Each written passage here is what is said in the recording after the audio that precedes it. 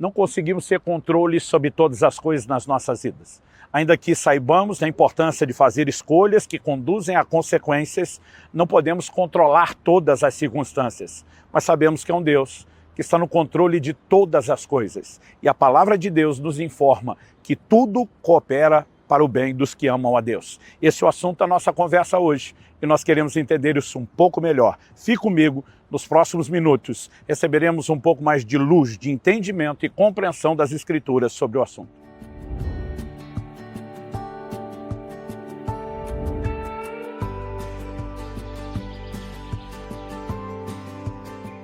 Estou hoje em Bauru, São Paulo, passando para trazer mais uma palavra ao seu coração. Romanos capítulo 8, verso 28 diz: sabemos que todas as coisas cooperam para o bem daqueles que amam a Deus, daqueles que são chamados segundo o seu propósito.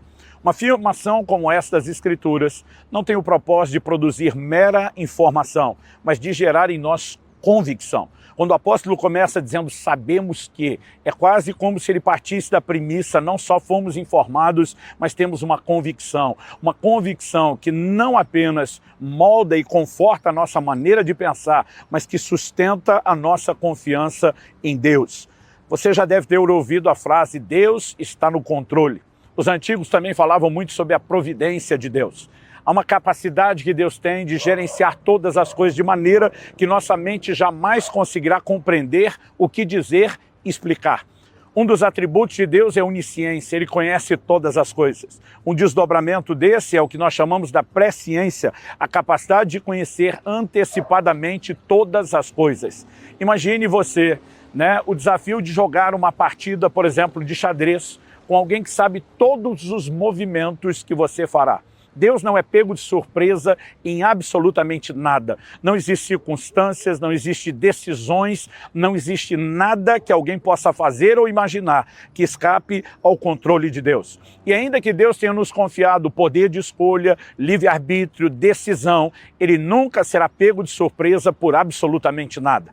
Nós também precisamos entender que Deus tem planos coletivos, não apenas para indivíduos, como Ele conduz todas essas coisas. Algo que eu gosto de chamar de uma santa conspiração, a conspiração divina. Deus tem o poder de fazer com que tudo coopere para o bem. Eu sempre repito que para Deus não há refúgio, tudo é reciclável. No entanto, quando falamos dessa forma, precisamos entender que o fato de Deus ter o poder de reciclar todas as coisas não significa que Ele esteja determinando ou causando todas as coisas. E se nós não tivermos a mentalidade correta do controle de Deus, podemos ir para o outro extremo e acreditar que não temos escolhas e que não influenciamos a condução das circunstâncias ou mesmo do nosso próprio destino. Por outro lado, nem sempre temos a melhor capacidade de fazer escolhas, porque diferente de Deus, não conhecemos antecipadamente todas as coisas. E é aí que nós precisamos não apenas confiar na direção de Deus para escolhas que nem sempre sabemos como tomar, mas também confiar que mesmo em momentos onde erramos, e estou fazendo uma distinção entre um erro de decisão de pecado, não estou falando sobre pecado, mesmo em circunstâncias onde erramos numa decisão, mas estamos sempre confiando a liderança da nossa vida a Deus, precisamos saber que Ele tem a capacidade de gerenciar todas as coisas de tal forma que Ele consegue extrair o bem até de circunstâncias onde jamais imaginaríamos ser possível isso acontecer. No entanto, acredito que é importante fazer a distinção entre o Deus que recicla tudo, que tem o poder de tirar lucro de circunstâncias onde a gente só olharia como perda, como prejuízo, de nos redirecionar, mas temos que mudar isso de uma percepção que alguns têm de forma equivocada, como se Deus fosse o causador de todas as coisas. Quando José reencontra os seus irmãos no Egito e se revela a eles, ele faz uma afirmação que nos mostra a providência divina. Ele diz no versículo 5 de Gênesis 45, quero ler do 5 até o 8, ele diz, agora, pois, não fiquem tristes nem irritados contra vocês mesmos por terem me vendido para cá, porque foi para a preservação da vida que Deus me enviou adiante de vocês. Observe a frase, Deus me enviou. Verso 6, porque já houve 2 anos de fome na terra, ainda restam 5 anos em que não haverá lavoura nem colheita. Deus me enviou adiante de vocês para que fosse conservado para vocês um remanescente na terra e para que a vida de vocês fosse salva por meio de um grande livramento. Pela segunda vez ele diz, Deus me enviou. Agora o verso 8, assim, não foram vocês que me enviaram para cá, e sim Deus, que fez de mim como que um pai de Faraó e senhor de toda a sua casa e como um governador em toda a terra do Egito.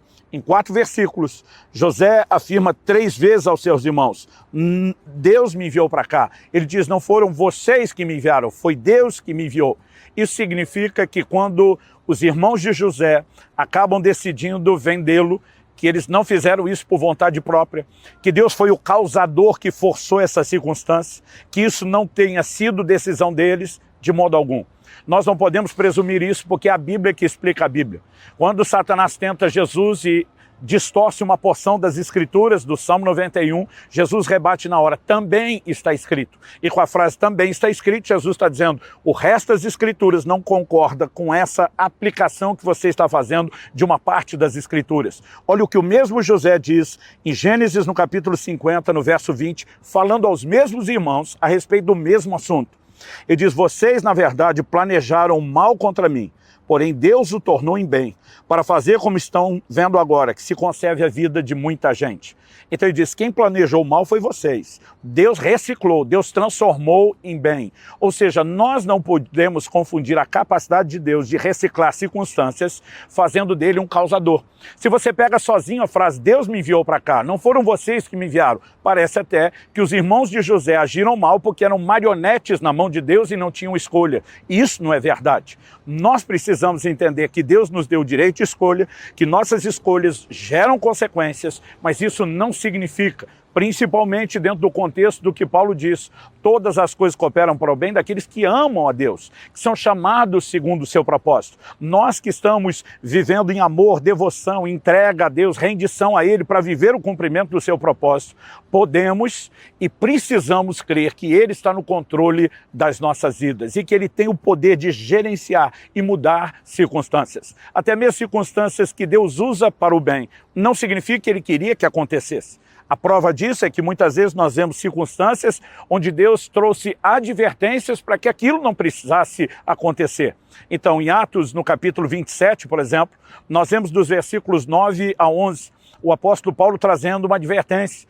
Ele havia apelado a César para ser julgado em Roma e agora está sendo transportado num navio com outros prisioneiros sob a guarda de um centurião. E quando eles param em Creta e estão decidindo se vão passar o inverno ali, o que pode não ser seguro, ou se saem direto para a navegação, Paulo diz: senhores, vejo que a viagem vai ser trabalhosa, com dano para o navio, para a carga e para nossas vidas, mas a Bíblia diz que o centurião dava mais ouvido ao piloto do navio, ao dono do navio, do que ao que Paulo dizia. Lá na frente, eles vão passar por um naufrágio e é impressionante o poder que Deus tem de não só trazer livramento, mas também tirar lucro de circunstâncias onde parece só haver prejuízo. Eles vão parar na ilha de Malta, nenhum deles perece. Um anjo de Deus aparece a Paulo antes para garantir que haveria esse nível de livramento, embora o navio e a carga se perderam. Paulo vai pregar o evangelho em Malta, ora pelos enfermos, são curados. Nós temos um verdadeiro avivamento naquela ilha e Deus tira lucro daquela circunstância.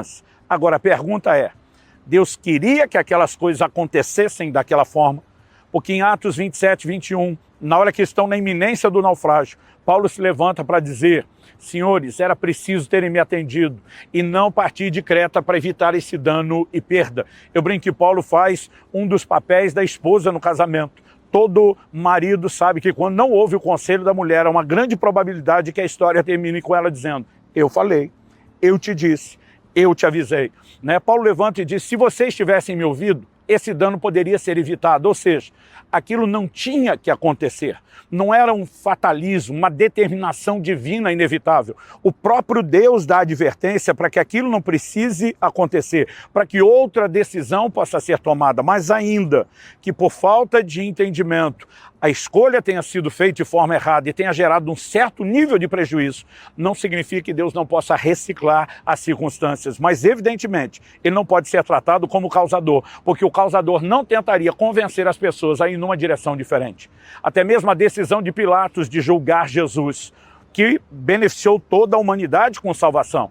Nós vemos que a mulher dele manda o recado e diz: não se envolva na questão desse justo, pois muitos sofri em sonhos por causa dele essa noite. Evidentemente que era uma advertência divina. A Bíblia diz que os poderosos desse mundo não conheceram o Senhor da glória, senão não teriam julgado.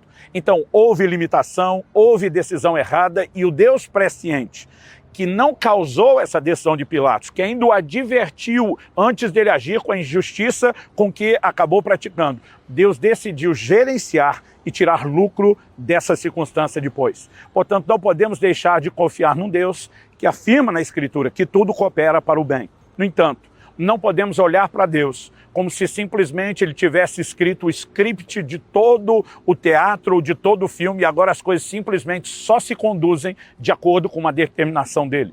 Muito dano, muito prejuízo, muito mal e pecado poderiam ser evitados e devem ser evitados nas nossas vidas. Mas mesmo diante de circunstâncias onde falhamos, seja nas decisões ou até mesmo tropeços, devemos lembrar que não só a misericórdia de Deus para perdoar e restaurar, mas Deus tem a capacidade de reciclar, de trazer um novo, não apenas significado, mas um novo direcionamento e impulsionamento para que o propósito seja cumprido. Quando Deus mostrou a José, por meio de sonhos, a sua família se curvando, Deus estava revelando de antemão aquilo que ele, na sua presciência, entendia que aconteceria. Deus não força os irmãos de José a vendê-lo para que o sonho se cumpra. Deus revela tudo por meio de um sonho, porque ele sabe o que os irmãos de José fariam no meio do caminho. E ele que não é pego de surpresa em absolutamente nada.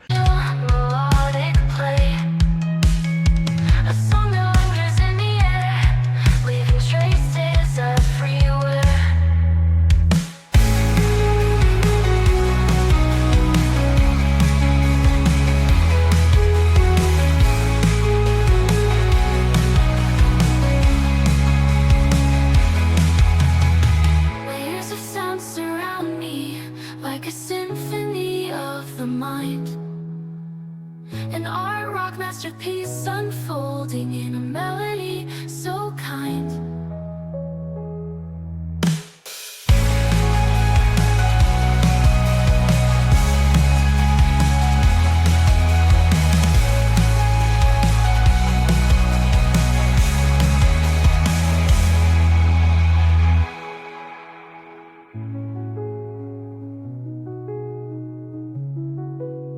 Continua no controle de todas as coisas. Isso deveria gerar em nós um senso de confiança e dependência de Deus.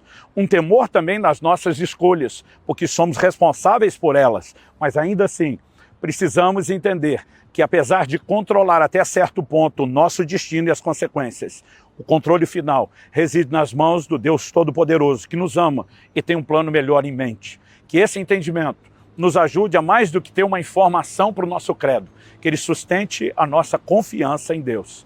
É a minha oração e o meu desejo sincero para cada um de vocês.